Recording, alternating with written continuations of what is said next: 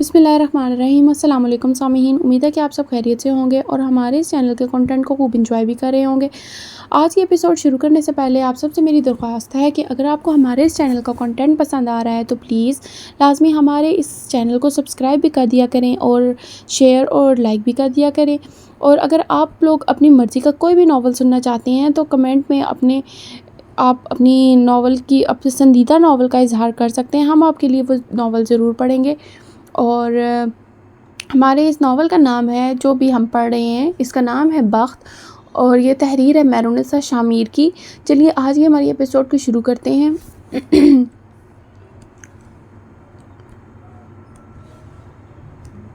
سفیر کے کمرے سے ملحقہ اسٹڈی اس وقت خاموش پڑی تھی۔ وہاں ایک واحد آواز بوتل سے گلاس میں شرٹ کی آواز سے جاتی اس مشروب کی تھی جسے وقتاً فوقتاً سفیر اپنے حلق میں انڈیل رہا تھا۔ دیوار گیر الماریوں میں رکھی صدیوں پرانی کتابیں کبھی افسوس سے تو کبھی غصے سے یہ منظر دیکھے جا رہی تھی۔ اس سے آفس سے آئے کافی دیر ہو چکی تھی۔ آج کل اس کی یہی روٹین تھی، صبح آفس اور وہاں سے آتے ہی سیدھا اسٹڈی میں آ کر بیٹھتا، اور رات کو دیر تک اس کی واحد محبوبہ اس کی بوتل ہوتی تھی۔ اور اسی وقت اس کی اسٹڈی کے دروازے پہ ہلکی سی دستک ہوئی تھی اور پھر دروازہ چر کی آواز سے کھلتا ہی چلا گیا تھا۔ سفیر نے گردن موڑ کر دیکھا تھا، وہاں سامنے مہر تھی، کانسی رنگ کے لون کے سوٹ میں ملبوس اور اسی رنگ کے دوپٹہ گلے میں جھول رہا تھا۔ اس کے ہاتھ میں ٹرے تھی جس میں چائے کے 2 مگز تھے۔ اس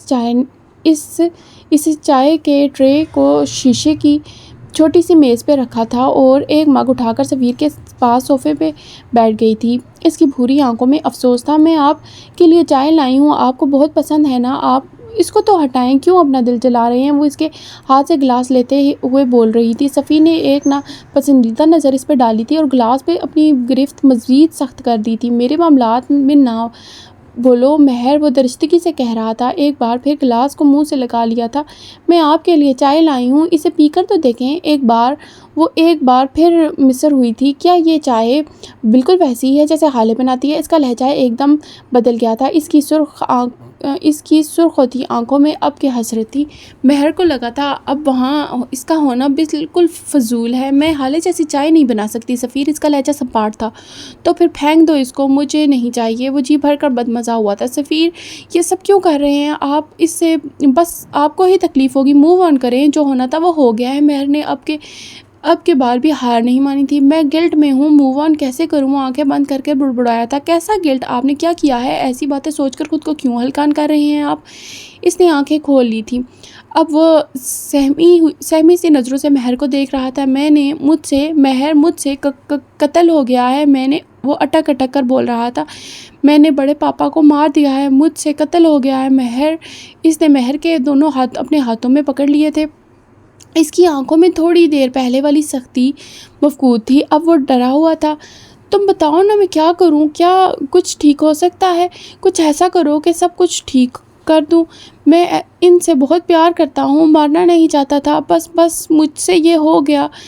بلیو می، میں مارنا نہیں چاہتا تھا، ٹرسٹ می مہر پلیز۔ مہر کی آنکھیں بے یقینی سے پھٹی کی پھٹی رہ گئی تھیں۔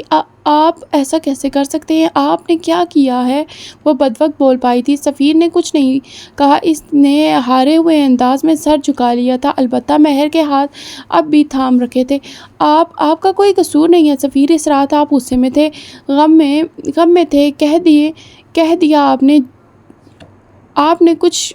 میں نے کہہ دیا نا کہ آپ نے کچھ نہیں کیا۔ آپ کی شادی ٹوٹ رہی تھی، آپ ٹراما سے گزر رہے تھے۔ اس وقت سب کے لیے خود کو قصوروار ٹھہرانا بند کریں۔ سفیر کا جھکا ہوا سر مزید جھک گیا تھا۔ میں وہاں گیا تھا، میں ہسپتال گیا تھا۔ جب مجھے کسی سے پتہ چلا کہ بڑے پاپا نے خالہ کا نکاح کروا دیا ہے تو مجھے بہت غصہ آ گیا، میں کنٹرول نہیں کر سکا اور پھر میں نے وہاں جا کر ان کو مار دیا۔ میں نے مارنا نہیں چاہتا تھا، آئی سویر میں مارنا نہیں چاہتا تھا، میں بس مجھ سے ہو گیا۔ میں کیا کروں مہر؟ اب میں کیا کروں؟ میں قاتل بن گیا ہوں۔ میں نے اپنے بڑے پاپا کو مار دیا۔ میں آفس جاتا ہوں تو وہ مجھے ہر جگہ نظر آتے ہیں، میں گھر آتا ہوں تو حسن کو دیکھتا ہوں، تب وہ مجھے ملامت کرتے ہیں۔ راتوں کی نیند اڑ گئی ہے میری، ایک پل کے لیے بھی مجھے چین نہیں آتا۔ میں کیا کروں مہر؟ خالہ کی بے وفائی کا غم اور میرے قاتل ہونے کا گلٹ یہ ختم ہی نہیں ہو رہا۔ مہر ان سب سے چھٹکارے کی ایک ہی راہ ہے۔ اس نے بوتل کی جانب اشارہ کیا تھا، اور جب اس کو پیتا ہوں تو سب کچھ بھول جاتا ہے، ساری دنیا اس کے بعد پرسکون ہو جاتی ہے۔ مجھ سے میرا ذرا سا سکون بھی چھیننا چاہتی ہو؟ اس کے لہجے میں بےقراری تھی۔ مہرماں ہونکوں کی طرح اس کو دیکھے گئی تھی۔ بٹا ہوا مرد ہونے کے ساتھ ساتھ وہ ایک قاتل بھی تھا۔ کیا اب بھی وہ اس سے محبت کرے گی؟ کیا اس کے ساتھ گزارا اب بھی ممکن ہے؟ اس نے دل سے پوچھا تھا۔ جواب ہاں میں آیا تھا۔ چاہے نماز پہ بیٹھی حسینہ بیگم کی آنکھیں نم تھیں، وہ نماز پڑھ چکی تھی، اب دعا کے لیے ہاتھ اٹھا رکھے تھے۔ یا اللہ، آپ تو سب جانتے ہو نا، میں کتنی مجبور ہوں، کتنی بے بس ہوں۔ آپ سے بہتر کون جانتا ہوگا میری بیٹی، میری حالیں۔ اللہ سائیں اس کی حفاظت کرنا، اسے ہر برائی سے محفوظ رکھنا۔ ان کی ہچکیاں بن گئی تھیں۔ اللہ پاک، اس کو لگتا ہے میں اس کی ماں نے اس سے گھر سے نکال دیا ہے۔ اس کی ماں نے اس کی نہیں سنی، لیکن بس آپ جانتے ہیں کہ میں نے اسے کیوں بھیجا۔ یا اللہ، اگر وہ یہاں رہتی تو اذیت میں رہتی، غیر محفوظ رہتی۔ جو آدمی میرے سامنے میری بیٹی کو جانوروں کی طرح مار سکتا ہے، وہ بعد میں اس کے ساتھ کیا کیا نہیں کر سکتا۔ یا اللہ، میں نے بس اپنی بیٹی کی بھلائی چاہی تھی۔ وہ لڑکا، وہ عمر، مجھے یقین ہے وہ حالے کو کبھی نہیں چھوڑے گا۔ یا اللہ پاک، میں نے تو اپنی بیٹی کے لیے درست فیصلہ کیا، لیکن اس فیصلے نے مجھ سے میری بیٹی ہی چھین لی۔ لیکن کوئی بات نہیں، بس وہ خوش رہے۔ اللہ، اس کی شکل بھلے نگین پہ چلی گئی ہو، اس کا نصیب اس کے جیسا مت کرنا۔ اگر وہ یہاں رہتی تو سفیر وہاج بن جاتا، اور میری حالے دوسری نگین کو نہیں دیکھ سکتی تھی۔ اللہ، میں اپنی بیٹی کی تکلیف نہیں دیکھ سکتی تھی۔ جتنی محبت اس سے معراج کرتے تھے، اتنی ہی میں بھی کرتی تھی۔ ہاں، معراج نے اس کو ماں اور باپ دونوں کا پیار دیا ہے، لیکن جب معراج سو جاتے تھے تب اس کے ساتھ راتوں میں جاگتی تھی۔ جب وہ بیمار ہوتی تھی تو اس کا سکون میری گود ہوتی تھی۔ یا اللہ، کوئی کیسے کہہ سکتا ہے کہ میں اسے پیار نہیں کرتی؟ میں نے اسے 9 مہینے اپنے پیٹ میں رکھا ہے، میں نے اس کو پیدا کرنے کی تکلیف اٹھائی ہے۔ کوئی بھی ماں باپ نہیں بن سکتا، کوئی بھی انسان کسی کی ماں نہیں بن سکتا۔ میں اس کی ماں ہوں۔ کوئی میرے دل سے پوچھے میں نے کس طرح اپنی بیٹی کو پٹتے دیکھا ہے۔ یا اللہ، اس کا نصیب اچھا کرنا، چاہے وہ مجھ سے نفرت کرے، میں ہمیشہ اس سے محبت کروں گی، اور اگر 100 بار ایسا موقع ملا تو 100 بار اس کو عمر جیسے مرد کے ساتھ بھیجوں گی، کیونکہ اس کی ماں میں ہوں، اور ماں سے زیادہ کوئی بھی آپ کا غم خوار نہیں، آپ کا محسن نہیں ہوتا۔ میری بچی کی حفاظت کرنا اللہ۔ انہوں نے دعا مانگ کر چہرے پہ ہاتھ پھیرا تھا، اب کہ وہ کافی پرسکون تھی۔ باتھ روم میں لگے دیوار گیر آئینے کے سامنے کھڑے وہ خود کو غور سے دیکھ رہا تھا۔ رات کے 8 بج چکے تھے، لیکن وہ اب تک یہیں تھی۔ اس نے سفید رنگ کا سادہ سا جوڑا پہن رکھا تھا، ساتھ ہم رنگ دوپٹہ، اور وہ بار بار اپنے منہ پہ پانی کے چھینٹے مارتی خود کو پرسکون کرنے کی کوشش کر رہی تھی۔ یکایک اس کی آنکھیں نم ہوئیں اور وہ وہیں واش بیسن میں جھکی رونے لگ گئی تھی۔ اسے اپنا باپ شدت سے یاد آ رہا تھا، اور دوسری وجہ عمر تھا۔ میرے خدایا، میں کیسے اس آدمی کے ساتھ کام کروں جس نے میری عزت تو کوڑی کی کر دی؟ میں کیا کروں؟ میرے پاس تو کوئی جائے فرار بھی نہیں ہے۔ اس کو دیکھتی ہوں تو میرا دل نفرت سے بھرنے لگتا ہے، اس کو سنتی ہوں تو ایسے لگتا ہے کہ کانوں میں جیسے پگھلا ہوا سیسا ڈال دیا گیا ہو۔ اس کی موجودگی سے مجھے کراہیت آتی ہے، میں اس سے نفرت کرتی ہوں۔ وہ ہونس نیچے جھکی روتی جاتی واش بیسن پہ ہاتھ مار مار کر کہے جا رہی تھی، مجھے اتنا مجبور کیوں کر دیا ہے اللہ؟ میرے باپ کو مرنے نہ دیتے تو یہ سب نہ ہوتا۔ اللہ، میں کیا کروں؟ کیا کروں میں؟ ہیون کو بچاؤں یا پھر مجرم ڈھونڈوں؟ اللہ، میرے باپ نے مجھے بوجھ کی طرح عمر کے حوالے کر دیا ہے۔ اس نے میرے ساتھ بڑا ظلم کیا ہے، میں نے اس کو خون دیا تھا، اس کو پھر بھی شرم نہیں آئی، اور میں یہاں سے نہیں جا سکتی۔ اللہ، جب یہاں سے جاتی ہوں مجھے میرے بابا کی آواز آتی ہے، عمر کو بلاؤ۔ یہ آواز مجھے ہتھوڑے کی طرح لگتی ہے۔ انہوں نے کیوں بلایا اس کو؟ کیوں؟ اللہ، مجھے صبر دینا، مجھے ہمت دینا، اس شخص کو برداشت کرنے کی ہمت، اپنے خاندان کو جوڑنے کی ہمت۔ پلیز مجھے مت چھوڑنا، پلیز۔ اس نے اب اپنا جھکا ہوا سر اوپر اٹھایا تھا، دیوار گیر آئینے میں اپنا عکس نظر آ رہا تھا، سرخ متواتر آنکھیں، سرخ ہوتی ناک اور بکھرے بال، ملجکا سا لباس۔ کیا وہ اس طرح کام کرے گی؟ اس سے سب سے پہلے اپنی حالت ٹھیک کرنی ہے۔ یہ ضروری تھا۔ تھوڑی دیر بعد جب وہ باتھ روم سے باہر آئی تو اس نے فیروزی قمیض کے ساتھ سفید ٹراؤزر پہن رکھا تھا اور ساتھ ہم رنگ دوپٹہ بالوں کو جوڑے میں باندھ رکھا تھا، جس سے نکلتی دو لٹیں چہرے پہ جھول رہی تھیں۔ اسی وقت بیرونی دروازے پہ دستک ہوئی تھی۔ اس نے اپنے کمرے کی کھڑکی سے جھانک کر دیکھا تھا۔ بخش دروازے پہ کھڑا تھا اور چوکیدار سے کوئی بات کر رہا تھا۔ اس کے پاس 2 بڑے بڑے ڈبے تھے جن کو زمین پہ رکھا ہوا تھا۔ حالے نے وہیں سے اس کو نیچے کھڑے رہنے کا اشارہ کیا تھا اور خود سیڑھیاں چڑھتی نیچے آ گئی تھی۔ اب وہ دروازے کے باہر کھڑی تھی، بخش سے کوئی بات کر رہی تھی۔ سارا سامان لے آئے ہو؟ وہ نیچے پڑے ڈبوں کو دیکھتی پوچھ رہی تھی۔ جی بی بی مہر باجی بہت غصہ ہوئیں۔ انہوں نے کہا کہ سامان قیمتی ہے، لیکن پھر حسن بھائی آ گئے اور انہوں نے آپ کی الماری سے سارا سامان نکال کر دیا، اور آپ کو پتہ ہے انہوں نے کہا کہ میں سامان کو رکشے میں نہ لے کر جاؤں، خود آئے تھے وہ ڈرائیور کے ساتھ، ابھی گئے ہیں۔ اس سے تفصیلی جواب کی عادت تھی۔ حالے نے آنکھوں میں زخمی سا تاثر اتر آیا تھا۔ وہ اندر کیوں نہیں آیا؟ اس نے میرا انتظار بھی نہیں کیا۔ وہ کیسا ہے؟ اس کے لہجے میں بیقراری تھی۔ وہ اصل میں ان کو کام تھا، ورنہ وہ ٹہلتے انتظار کرتے۔ آپ کو بہت یاد کرتے ہیں۔ آپ کو سچ کہہ رہا ہوں۔ بخش جب بھی جھوٹ بولتا تھا وہ آخر میں یہی کہتا تھا کہ سچ کہہ رہا ہوں۔ اچھا ٹھیک ہے، تم جاؤ اور اماں کا خیال رکھنا۔ حالے نے بات بدل لی تھی۔ وہ خاموشی سے کھڑا رہا۔ اسی وقت حالے کی نظروں اس کے پیروں میں رکھے سفری بیگ پہ پڑی تھی۔ کیا تم گاؤں جا رہے ہو؟ اس نے آئیبرو تفکر سے سکڑے تھے۔ بی بی میں یہاں رہنا چاہتا ہوں، آپ کی خدمت کرنا چاہتا ہوں۔ میں وہاں واپس نہیں جاؤں گا۔ میں ان لوگوں کے ساتھ نہیں رہ سکتا جنہوں نے میرے مالک پہ ہاتھ اٹھایا، یا مجھے اور میری ماں کو معراج صاحب نے رکھا تھا۔ میرے مالک وہ تھے، یا پھر آپ۔ میں وہاں واپس نہیں جاؤں گا۔ اگر آپ نے مجھے وہاں بھیجنا ہے تو میں گاؤں چلا جاؤں گا، لیکن اس گھر میں قدم ہی نہیں رکھوں گا۔ وہاں کا کھانا کھاتا ہوں تو اب گلے میں اٹکتا ہے، خود کو بے غیرت محسوس کرتا ہوں۔ یا تو آپ مجھے یہاں رکھ لیں یا پھر مجھے گاؤں جانے دیں۔ اس نے ہونس گردن جھکا رکھی تھی۔ حالے اس کو دیکھ کر گہرا مسکرائی تھی۔ ٹھیک ہے، تم اندر آ جاؤ۔ وہ بالآخر مان گئی تھی۔ بخش کی باتیں کھل گئی تھی۔ سچی بیبی جی؟ وہ خوشی سے پھولے نہیں سما رہا تھا۔ یہ لائنز یاد کرنے میں کتنا وقت لگا تھا تمہیں؟ وہ اس کو باغور دیکھتی پوچھ رہی تھی۔ بخش گڑبڑا سا گیا تھا۔ کیا مطلب؟ یہ میری اپنی لائنز ہیں؟ حالے نے سمجھنے والے انداز میں آنکھیں گھمائی تھیں۔ تمہیں پتہ ہے بخش، یہ جس فلم کے ڈائیلاگز ہیں نا، وہ فلم میں نے اور حسن نے 7 بار دیکھی ہے، سو مجھے یہ بیوقوف مت بناؤ۔ تو کیا اب میں یہاں نہیں رہ سکتا؟ اس کے ارمانوں پہ اوس سی پڑ گئی تھی۔ میں اس اپنی بات سے مکرتی نہیں ہوں، وہ بول کر مڑ گئی تھی۔ دروازے پہ رک کر چوکیدار کو مخاطب کیا تھا۔ شانو سے کہو کہ اسے کوارٹرز میں ایک کمرہ دے دے، اور یاد رہے کہ اس کے کمرے میں کوئی اور نہ رہے۔ اسے پڑھائی بھی کرنی ہوتی ہے۔ یہ سامان بھی اندر پہنچا دو۔ وہ تحکم مگر نرمی سے بولتی اندر بڑھ گئی تھی۔ گلی کے کونے میں گاڑی کے شیشے سے جھانکتے حسن نے پرسکون ہو کر سیٹ پہ ٹیک لگا لی تھی اور ڈرائیور گاڑی آگے بڑھا لے گیا تھا۔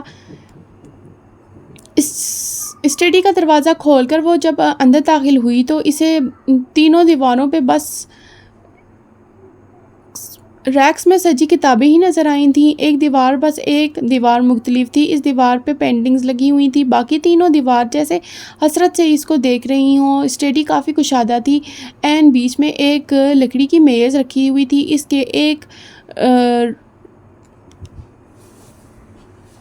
کے ایک راکنگ چیئر اور اس سے ذرا سے فاصلے پہ 2 سنگل صوفے، جن کے درمیان چھوٹی سی شیشے کی گول میز حائل تھی۔ عمر اس سنگل صوفے پہ لیپ ٹاپ گود میں رکھے بیٹھا ہوا تھا۔ حالے کی موجودگی محسوس کرتے ہوئے بھی وہ مڑا نہیں تھا۔ آپ 15 منٹ لیٹ ہیں۔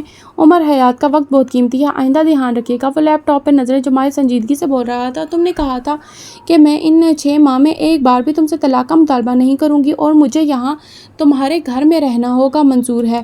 وہ کتابوں کے ریکس کے قریب کھڑی ایک کتاب پہ نظر جمائے بول رہی تھی۔ تم نے کہا تھا کہ مجھے اگر کوئی ثبوت، کوئی گواہ، کوئی کلو ملے گا تو میں تمہیں بتاؤں گی، مجھے نہیں منظور۔ عمر نے گردن موڑ کر اس کو دیکھا تھا۔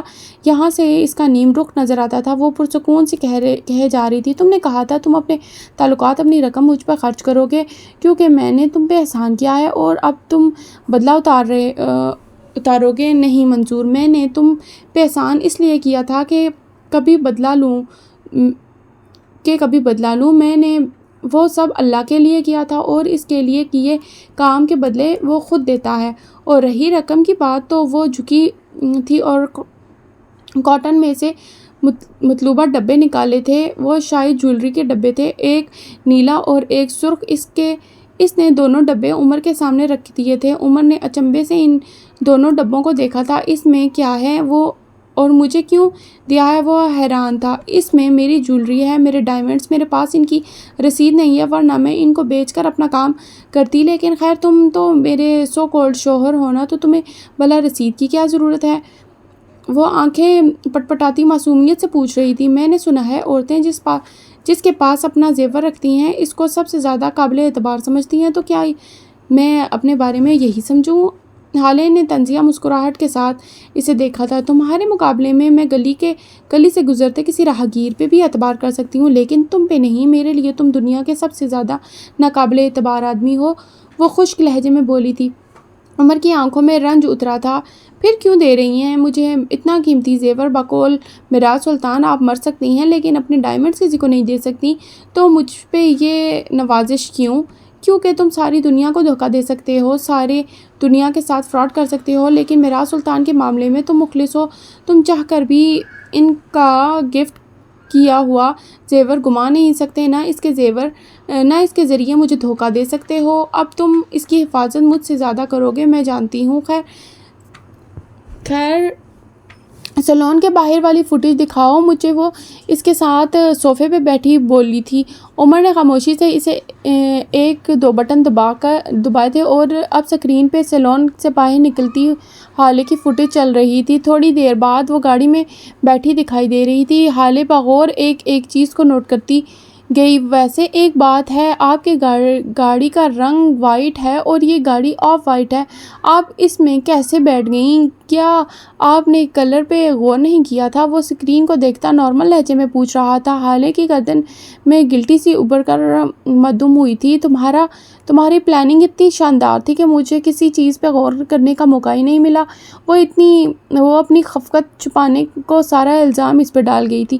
عمر نے بھی گہری سانس بھری تھی۔ اب اگلے کئی سال تک جو بھی لڑکی اغوا ہوگی، اس کا الزام انہوں نے مجھ پہ ڈالنا ہے۔ آدھا گھنٹہ پیچھے کرو اسے، وہ حکم دے رہی تھی۔ عمر نے ویڈیو پوز کی تھی۔ یہاں وہ ڈرائیور گاڑی کے اوپر کوئی پارسل کا ڈبہ لیے اس سے کچھ کھا رہا تھا۔ حالے کے آئیبرو سکڑے تھے۔ زوم کرو، زوم۔ وہ اس کی طرف اسکرین کو بغور دیکھتے ہوئے کہہ رہی تھی، یہ جو کھا رہا ہے اس پارسل پہ زوم کرو۔ عمر نے زوم کیا تھا۔ چونکہ فوٹیج ایچ ڈی تھی، سو پارسل پہ لکھا ریسٹورنٹ کا نام واضح تھا، پارس فوڈ۔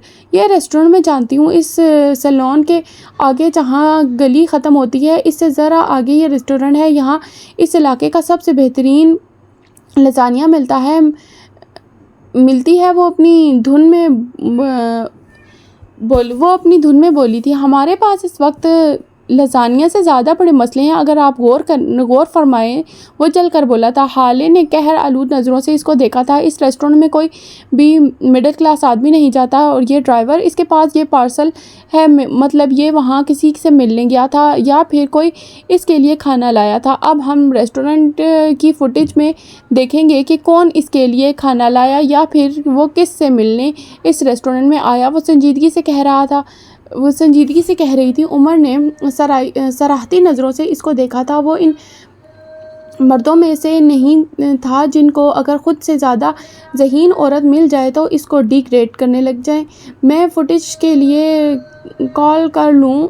ان کو وہ اپنا موبائل اٹھاتا کہہ رہا تھا ضرورت نہیں ہے، یہ لوگ مجھے ویسے بھی فوٹیج دے دیں گے، میں ان کی فیورٹ اور فرسٹ کسٹمر ہوں، ہر ہفتے میں یہاں جاتی ہوں۔ اور وہ اٹھتے ہوئے بولی تھی۔ عمر نے سر ہلا دیا تھا۔ گاڑی نکالو، ہم ابھی چل رہے ہیں۔ ابھی اس وقت وہ حیران ہوا تھا۔ کیوں، کیا صبح تک فوٹیج ڈیلیٹ کروانے کا ارادہ رکھتے ہو؟ وہ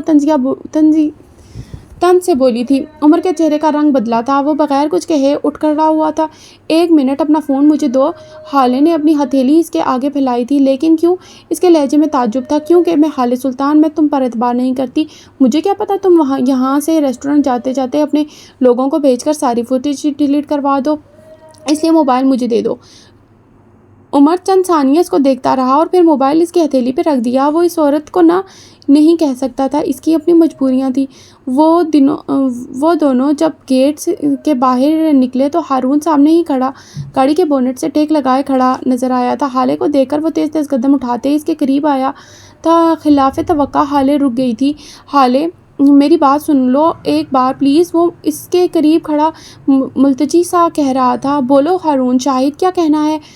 اس کی آواز سپاٹ تھی۔ عمر اتنا مہذب تو تھا ہی کہ وہاں کھڑا نہ رہتا، وہ اپنی گاڑی میں جا کر بیٹھ گیا تھا۔ ہم کہیں بیٹھ کر بات کر سکتے ہیں، میں تمہیں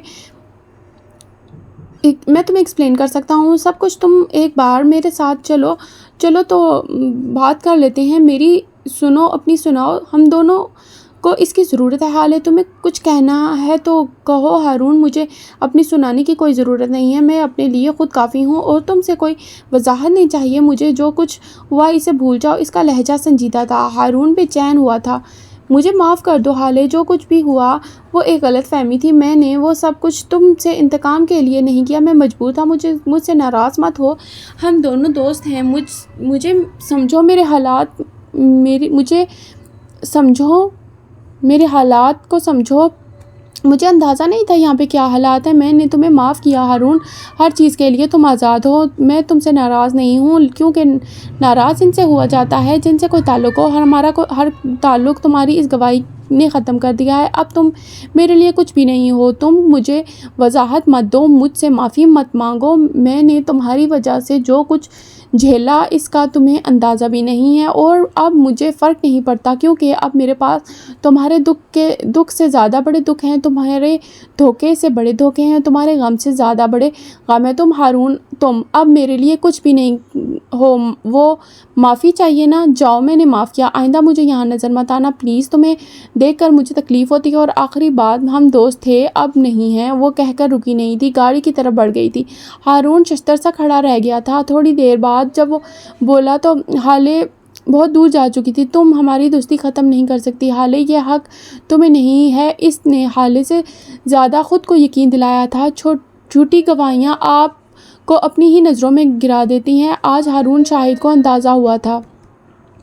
ریسٹورنٹ کے بالائی منزل کے ایک ٹیبل پہ اس وقت حالے سلطان اور عمر بیٹھے ہوئے تھے۔ یہ ریسٹورنٹ جدید اینٹوں والی رنگین دیواروں پہ آویزہ چنگیز جہاں قدیم لک دیتے تھے، تو جدید طرز کی سٹائل پہ بنی میز اور کرسیاں، اور چھت پہ سے لٹکے فانوس جیسے کسی امریکن ریسٹورنٹ کی سیر کرواتے تھے۔ یہ ریسٹورنٹ آنے اور جانے والے کو اپنے ٹرانس میں لے لیتا تھا، لیکن حالے کے لیے یہ منظر نیا نہیں تھا، سو اس نے کسی چیز پہ دھیان نہیں دیا تھا زیادہ۔ اس نے ہاتھ کے اشارے سے ویٹر کو پاس بلایا تھا۔ 25-26 سالہ ویٹر مؤدب سا آرڈر نوٹ کروانے کے لیے کھڑا ہو گیا تھا۔ حالے نے ہاتھ جھلا کر منع کیا تھا۔ مجھے یہاں مینیجر سے بات کرنی ہے۔ کہاں ہیں وہ؟ ان سے جا کر کہو حالے سلطان آئیے، کچھ بات کرنی ہے ضروری، وہ ہلکی آواز میں کہہ رہی تھی۔ آس پاس بیٹھے لوگوں کے ٹیبل سے چھری اور کانٹے کی آوازیں آتی تھی۔ پس منظر میں کوئی سنگر گانا بھی گا رہا تھا، ہلکی مدھم آواز، سافٹ سا میوزک۔ اس سے پہلے کہ وہ کوئی جواب دیتا، جب ایک خوش شکل سے آدمی نے حالے کو دیکھ کر ہاتھ ہلایا تھا اور دل سے مسکرایا تھا۔ حالے نے ویٹر کو جانے کا اشارہ کیا تھا۔ حالے جواباً مسکرائی تھی۔ عمر ایک چیز کو غور سے دیکھ رہا تھا، جیسے آنکھوں سے ایکس رے کر رہا ہو۔ لانگ ٹائم مس حالے سلطان، اس ریسٹورنٹ اور اس کے کھانوں نے آپ کو بہت مس کیا۔ وہ اب میز کے قریب کھڑا خوشگوار لہجے میں کہہ رہا تھا۔ شاید اس کو مسکرانے کی بہت عادت تھی۔ کاش کہ میں آپ کی یہ خوش آمد مجھ پہ بھی کوئی اثر کرتی۔ مینیجر صاحب، وہ بھی اس خوشگوار لہجے میں بولی تھی، اب کہ اس آدمی کی مسکراہٹ سمٹی تھی جیسے کچھ یاد آیا ہو۔ آپ کے والد کی وفات کا سنا بہت دکھ ہوا مجھے۔ مدت اس کی فرسٹ کزن تھی، نے بتایا تھا۔ اللہ ان کے درجات بلند کرے۔ آپ کے بارے میں بھی سنا، لیکن خیر اٹس پرسنل، سو ہم اس بارے میں بات نہیں کریں گے، وہ شائستگی سے کہہ رہا تھا۔ حالے کی آنکھوں میں کرب سا اترا تھا، لیکن بظاہر نارمل ہی رہی۔ عمر بس یہاں وہاں دیکھ رہا تھا، وہ شاید بور ہو رہا تھا۔ وہ بس اتنا ہی بول سکی تھی۔ اپنے والد کی موت کا ذکر کرنا دنیا کا سب سے بڑا مشکل کام ہوتا ہے، حالے نے اعتراف کیا تھا۔ خیر میں ایک کام سے آئی ہوں شہاب صاحب، اصل میں مجھے آپ کے ریسٹورنٹ کی ایک فوٹیج چاہیے ہوگی، آپ منع نہیں کریں گے؟ وہ سیدھا مدعے پر آئی تھی۔ اچھا، مجھے لگا کہ آپ پھر ہماری کسی ڈش کو ورلڈ فیمس کروانے آئی ہیں، اور آج آپ کے ساتھ ہارون بھی نہیں آیا، کہاں ہے وہ ہر بات میں اپنے مطلب کی بات نکال لیتے تھے۔ عمر نے گردن موڑ کر اس کو دیکھا تھا۔ ورلڈ فیمس ڈش کیسے؟ اس نے 4 لفظوں پہ مشتمل جملے میں سوال پوچھا تھا۔ شہاب پورا عمر کی طرح مڑ گیا تھا۔ آپ نہیں جانتے؟ اوہ میں آپ کو بتاتا ہوں۔ اصل میں ہوا یہ تھا کہ جس دن ہمارے ریسٹورنٹ کی اوپننگ ہوئی تھی، اس دن حالے ہمارے ہاں فرسٹ کسٹمر تھی، تب ان کے ساتھ ہارون بھی آئے تھے۔ ہوا یہ کہ ہم نے ان کو چکن شاشلک سرو کیا تھا، انہوں نے کھایا، لیکن جاتے وقت انہوں نے ہم سے کہا کہ اس میں پیاز کی مقدار زیادہ ہے، اگر ہم کم کر لیں تو یہ زیادہ اچھا بن سکتا ہے، لیکن شیف نے زیادہ دھیان نہیں دیا تھا، اور پھر ہر بار یہی ہوتا تھا، لوگ شاشلک آرڈر کرتے لیکن ان کو ٹیسٹ پسند نہیں آتا تھا۔ وہ آدمی پوری فیلنگز کے ساتھ بتا رہا تھا، اس کی چہرے کے زاویے بتا رہے تھے کہ وہ کہانی میں ڈوبا ہوا ہے۔ عمر بغور سن رہا تھا۔ اسی طرح 1 مہینہ گزر گیا، لیکن ہماری شاشلک کسی کو پسند ہی نہیں آئی۔ اینڈ میں پھر ہم نے یہ فیصلہ کیا کہ مس حالے کی ریسیپی کی ٹرائی کرتے ہیں۔ ہم نے پیاز کم کر دیے، اینڈ گیس واٹ، اس کی باتیں تک کھل گئی تھی۔ ہمارا شاشلک پورے ایریا میں مشہور ہو گیا تھا۔ عمر کے چہرے پہ کوئی تاثر نہیں تھا، وہ بس اس باتونی آدمی کو سنے جا رہا تھا۔ اس دن کے بعد حالے ہماری فیوریٹ کسٹمر ہو گئی، اور اب ہم جو بھی نئی ڈش مترادف کرواتے ہیں، مس حالے کو سب سے پہلے بلاتے ہیں، ان کو ٹیسٹ کرواتے ہیں۔ اصل میں ہمارے ریسٹورنٹ کے جو مالک ہیں نا، وہ ذرا وہمی سے ہیں، ان کو لگتا ہے کہ حالے سلطان ہمارے لیے خوش بخت ہیں۔ وہ ابھی کچھ اور بھی کہتا جب شہاب صاحب فوٹیج ملے گی۔ حالے اس کی بات کاٹ کر ایک لفظ پہ زور دیتی بولی تھی، جی چلیں، یہ میں آپ کو دیتا ہوں فوٹیج، آپ کو کیسے انکار کر سکتا ہوں؟ وہ اٹھتے ہوئے بولا تھا۔ وہ دونوں بھی اس کے ساتھ اٹھے تھے۔ تھوڑی دیر بعد وہ تینوں ریسٹورنٹ کے سیکیورٹی روم میں بیٹھے تھے۔ ایک دیوار پہ بڑی اسکرین نصب تھی، اس کے سامنے ایک میز پہ درمیانی سائز کی 4 اور سکرینیں نصب تھیں۔ حالے اور عمر ان ہی درمیانی سائز کی سکرینز کے سامنے کرسی پہ بیٹھے تھے۔ شہاب نے مطلوبہ فوٹیج دکھائی تھی۔ پچھلے آدھے گھنٹے سے وہ دونوں یہی فوٹیج دیکھ رہے تھے، جس میں وہ ڈرائیور ایک آدمی کے ساتھ بیٹھا تھا۔ حالے بیٹھا ہاتھ ہلا کر بات کر رہا تھا، اور اس کے ساتھ بیٹھا آدمی 40 کے لگ بھگ تھا، سادہ سی قمیض شلوار پہنے بیٹھا۔ اس شخص کے چہرے پہ برہمی تھی۔ اسی وقت ایک ویٹر ان کا پارسل لے کر آیا تھا۔ وہ دونوں خاموش ہو گئے تھے، اور اس کے جاتے ہی 1-2 مزید باتوں کے بعد وہ دونوں اٹھ کھڑے ہوئے تھے۔ حالے بغور اس آدمی کو دیکھ رہی تھی، البتہ عمر کے تاثرات اب بھی سپاٹ تھے۔ آپ اس آدمی کو جانتی ہیں شہاب؟ جانتے ہیں شہاب؟ حالے سکرین کو دیکھتے ہوئے پوچھ رہی تھی۔ میں جانتا ہوں شہاب کے بجائے عمر نے جواب دیا تھا۔ یہ 2 مہینے پہلے ہی جیل سے رہا ہوا ہے، اس پہ اسمگلنگ کا کیس تھا، یہ اب بھی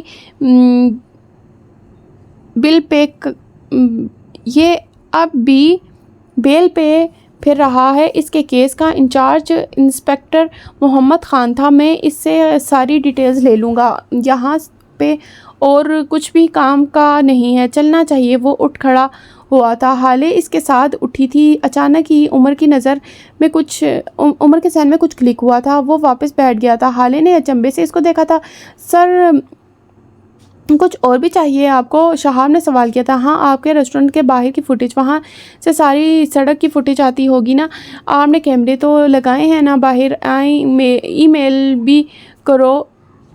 میل بھی کرو ساری فوٹیج مجھے، وہ عجلت میں کہہ رہا تھا۔ حالے اس کے کان کے پاس جھکی تھی۔ یہ میرا کیس ہے، اس میں تم کچھ بھی میری مرضی کے بغیر نہیں کر سکتے۔ تمہیں فوٹیج چاہیے تو پہلے مجھے بتانا ہوگا۔ کیوں؟ وہ خشک لہجے میں کہہ رہی تھی۔ عمر نے اس کی طرف دیکھا تھا۔ وہ اپنی آواز ہلکی کر لی تھی۔ جس گاڑی میں آپ اغوا ہوئی تھی وہ گاڑی اسی سیلون والی گلی میں چھوڑ دی گئی تھی۔ وہاں سے آپ کو کسی اور گاڑی میں آگے لے جایا گیا تھا اور وہ گاڑی صرف ایک ہی جگہ سے گزر سکتی تھی، اس ریسٹورنٹ کے سامنے والی سڑک سے، کیونکہ ان کے پاس گزرنے کا کوئی دوسرا راستہ نہیں ہے۔ گلی آگے بند ہے۔ اب ہمیں یہ دیکھنا ہوگا کہ اس واقعے کے اگلے 30 منٹ تک یہاں سے کون کون سی گاڑیاں گزری ہیں، ان کی ڈیٹیلز میں نکلوا لوں گا، بس ایک بار گاڑی مل جائے۔ وہ اتنے آرام سے اور اتنی ہلکی آواز میں کہہ رہا تھا کہ حالے کے علاوہ کوئی اور سن ہی نہ سکے۔ اور اگر وہ گاڑی 1-2 گھنٹے بعد گزری ہو اور آدھے گھنٹے تک تو یہاں سے 100 گاڑیاں گزری ہوں کہ ہم کس کس کی گاڑی کے مالک کے پاس جائیں گے، کس کو بلیم کریں گے؟ وہ غیر آرام دہ تھی۔ آپ فکر نہ کریں، میرے پاس ایک انویسٹیگیٹر ہے، اسے میں سب گاڑیوں کے نمبر پلیٹس بھیجوں گا، لیکن وہ مجھے صرف ان لوگوں کی پروفائل بھیجے گا جن پہ شک کیا جا سکے۔ وہ اپنے کام میں ماہر ہے اور مجھے اس پہ بہت اعتبار ہے۔ وہ اب اس کو نہیں دیکھ رہا تھا، اس کی نظریں اسکرین پہ جمی تھی۔ اس نے پہلی ساری فوٹیج دیکھی تھی اور پھر اسے اپنی ای میل پہ بھیج دیا تھا۔ اب وہ قدرے بہتر نظر آتا تھا۔ وہ دونوں جانے کے لیے اٹھ کھڑے ہوئے تھے۔